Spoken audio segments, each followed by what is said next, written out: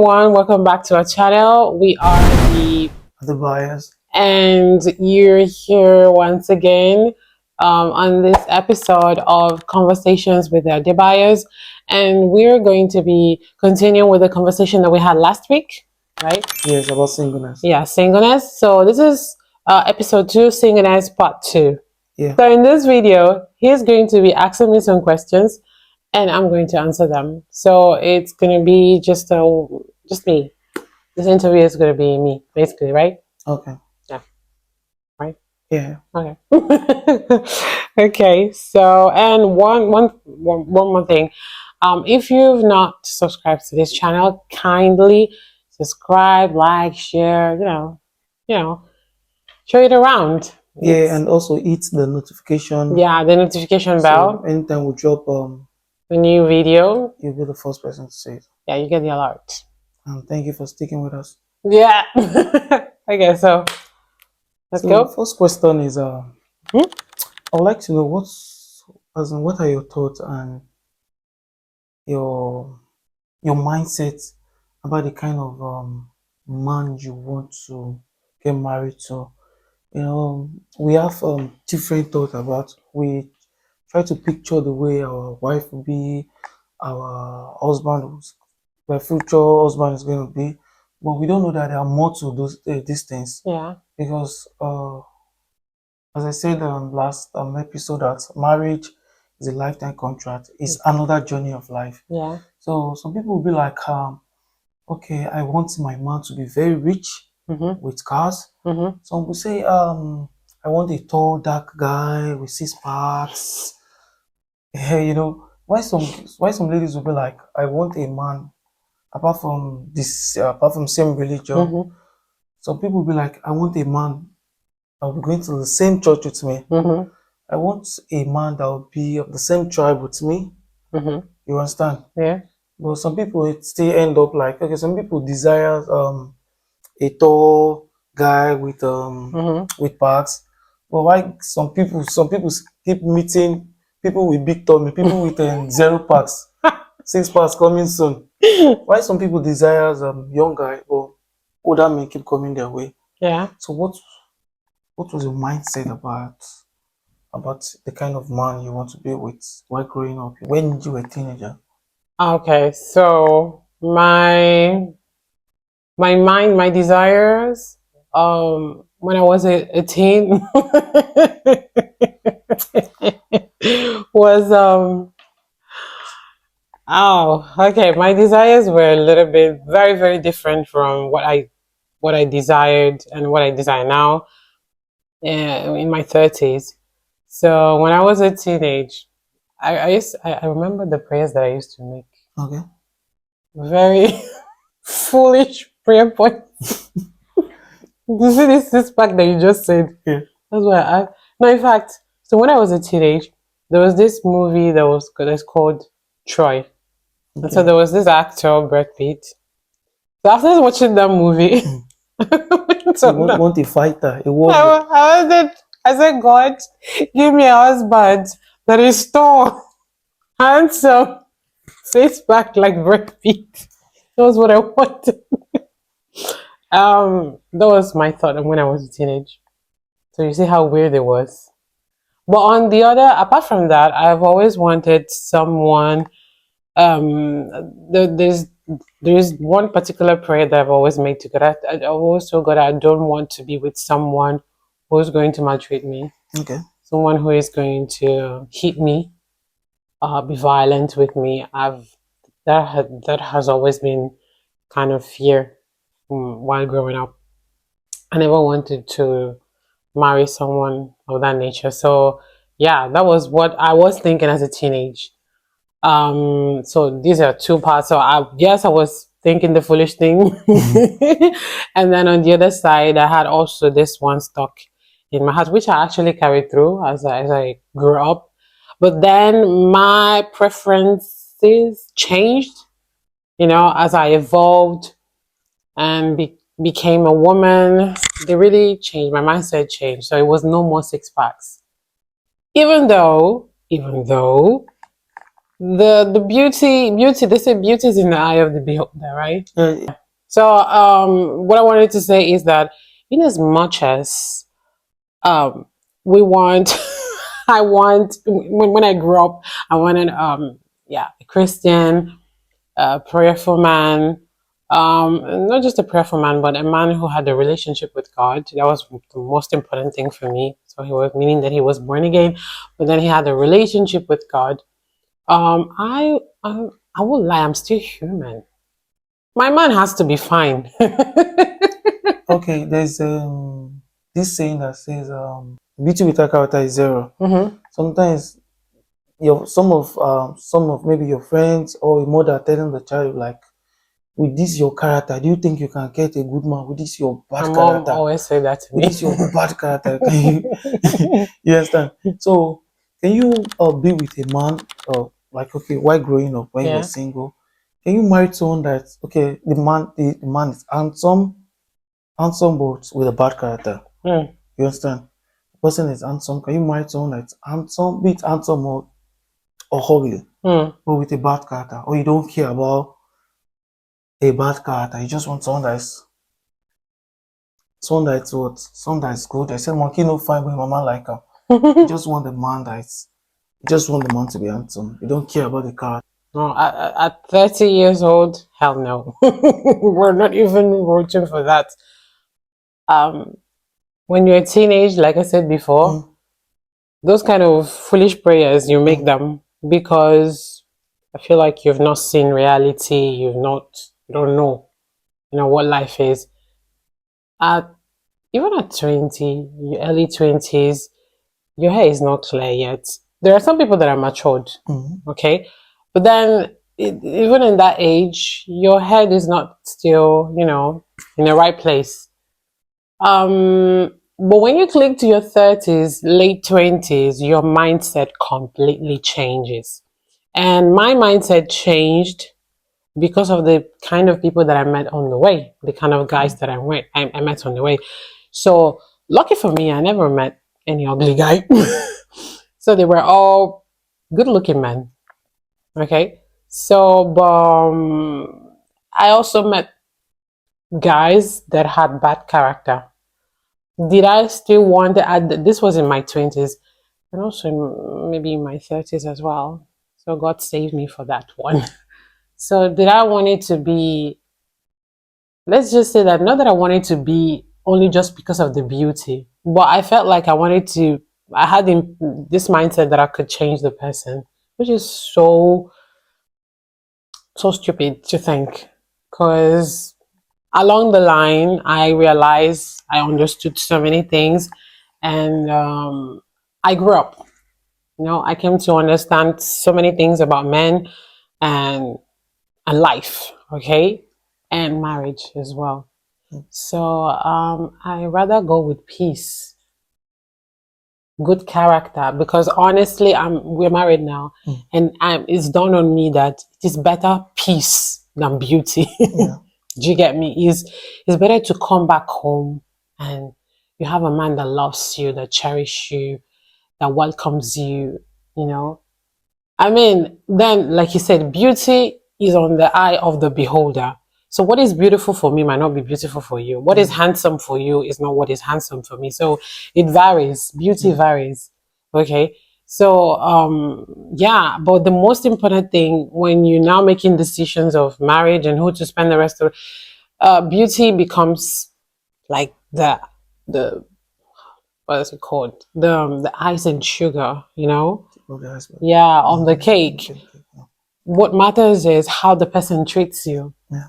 The character is important. I I can never be with someone who has bad character and he looks handsome. What am I doing with him? That's a ruined life. Like, no, I can't. Absolutely. That will never be my choice. Yeah. And I think at 20, I would have been thinking like that because I did, like I said, I didn't understand life.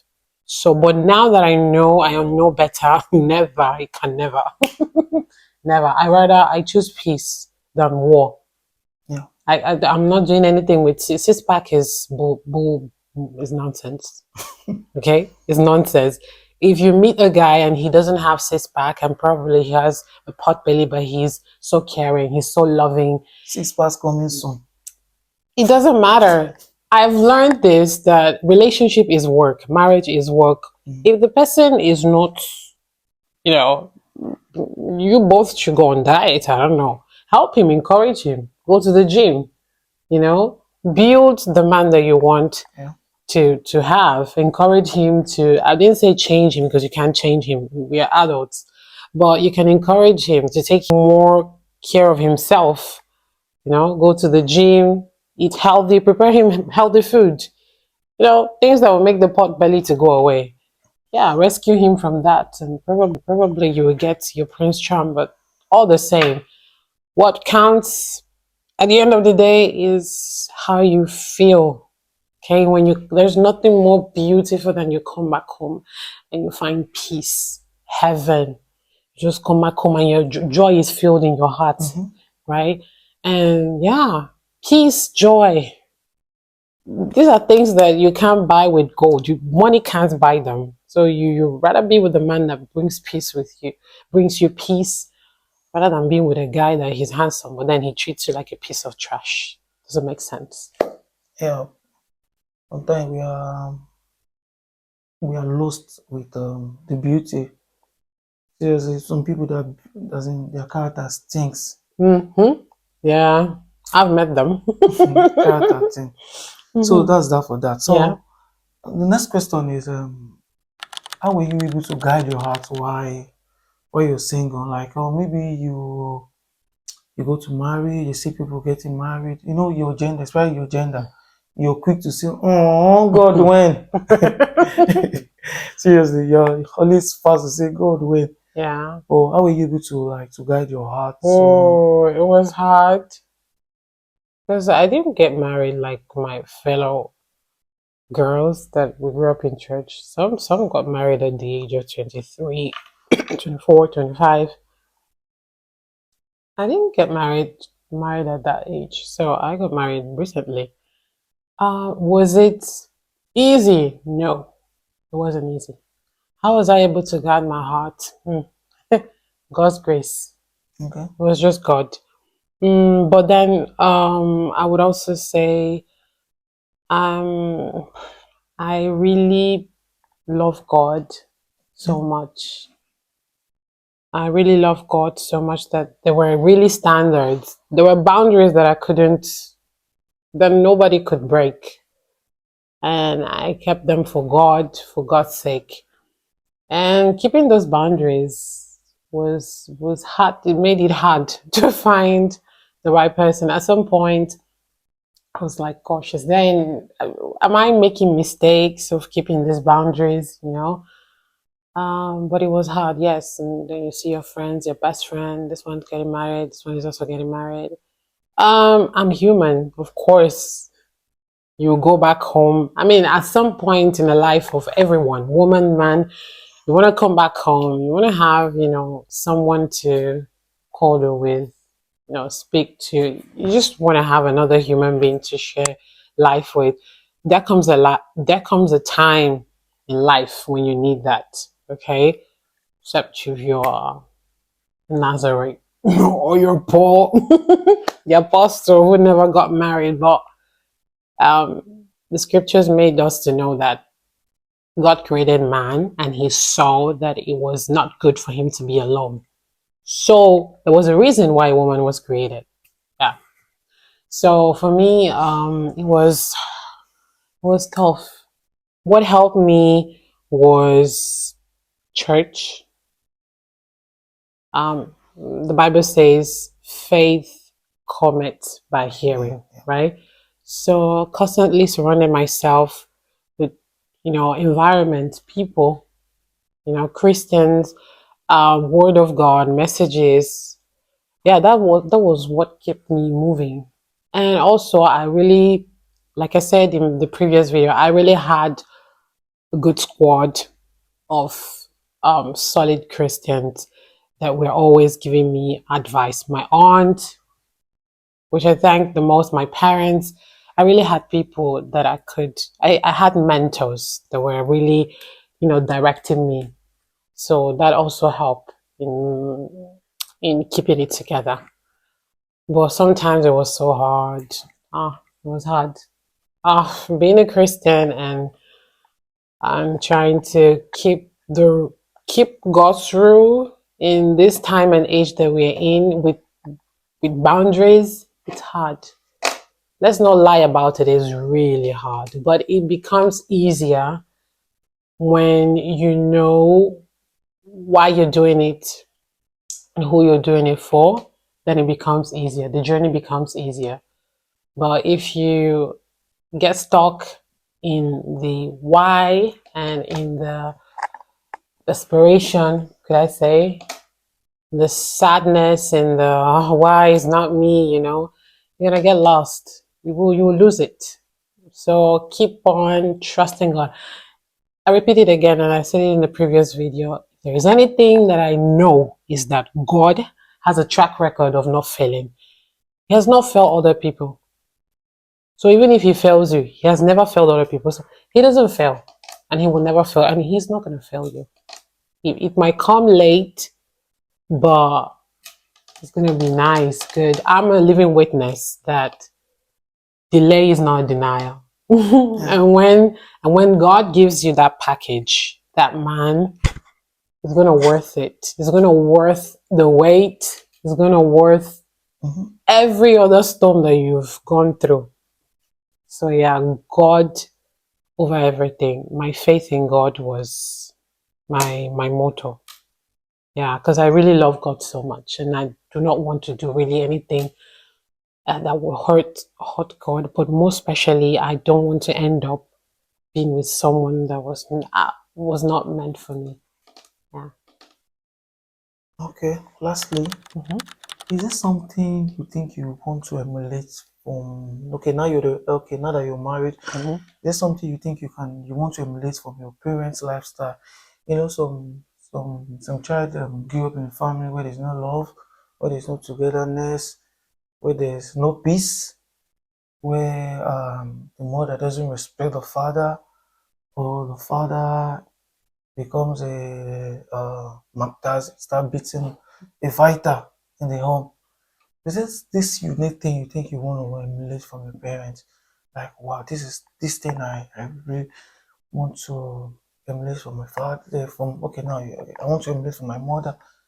It's something you think like I thought of like this is what I want my own family to be. Yeah. Something I see in my life of my father, life of my mother. Mm-hmm. I want my own family to be like that. It might be in terms of devotion to God. Mm-hmm. Anything you think. Okay. What I keep on praying to Mhm. today, what I want to emulate from my parents, especially from my mom, is my mom has always been a prayer warrior. Mhm. God. Her prayers, I feel like her prayers is also what kept me this whole period. So it's not just emulating, I just want to have that spirit as well. Carry that spirit along, like a prayerful woman. Be prayerful for your children, for your husband. My mom, I don't know, I could call my mom a prophetess because she knew everything. Like I remember being teeny, growing up in that. My mom feels everything, knows because she was spiritually devoted. You know that devotion. Any little, my mom's okay. You know she was spiritual. Her spiritual antennas were always in alert. Like anything, my mom was okay. I want to be that woman, that mother, that wife that keeps her home and keep fighting, because we live the world is more spiritual than physical. And when you have kids, I saw my mom was really prayerful. My father is prayerful too. In fact, both of them. But my mom, because we spent more time with our mom. Our father was at work or in church, but I get to spend more time with my mom. But all the time that I've seen my mom is with her Bible and she's praying. She's on her knees, any problem, she's on her knees and she's praying. And those prayers, they kept us, we children. Do you get me? And I want to do that for my children. In fact, the way she groomed all of us, me and my brother. I remember coming back from church. My mom would sit us down. You will read the Bible. I remember my mom teaching me how to understand, read the Bible. She'd sit me down. She'll ask me, "Oh yeah, read that Bible, read that page, and you're gonna tell me what you understand." And King James is really difficult, but you will read that Bible and you will tell me what you understand. No, she really buried God, fear of God inside all of us, the both of us. And that's what I want to do to my children.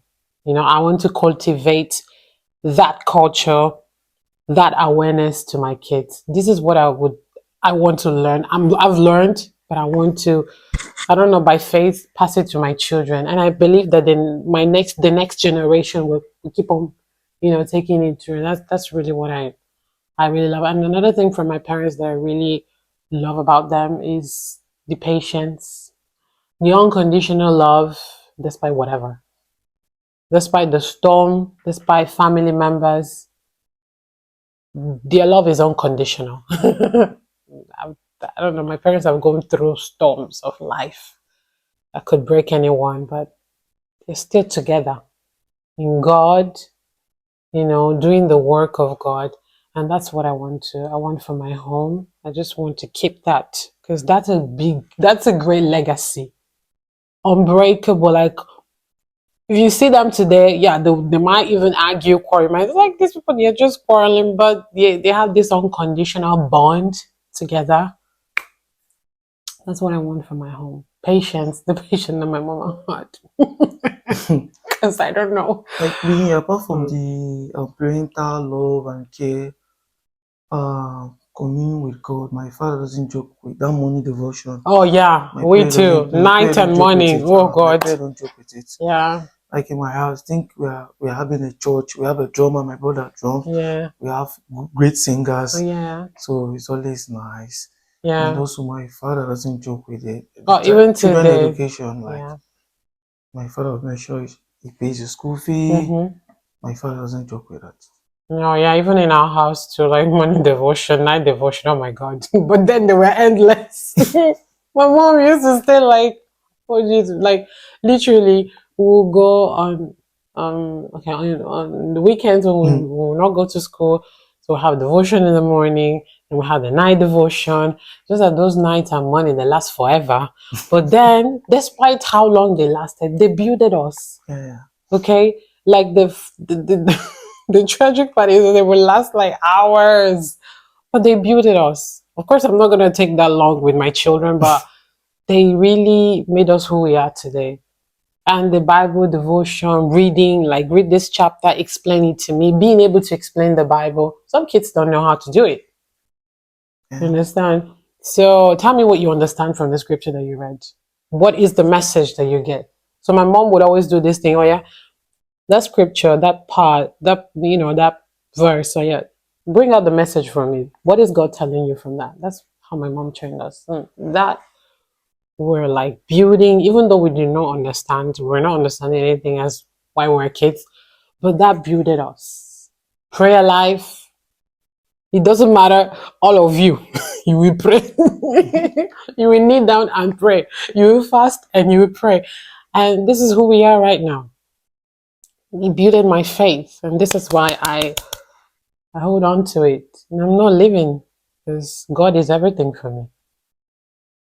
So yeah, so those are the things that I pray. Sometimes I look at God, I'm like, God, please. I wish I pray that I'm able to replicate what my mom did to us.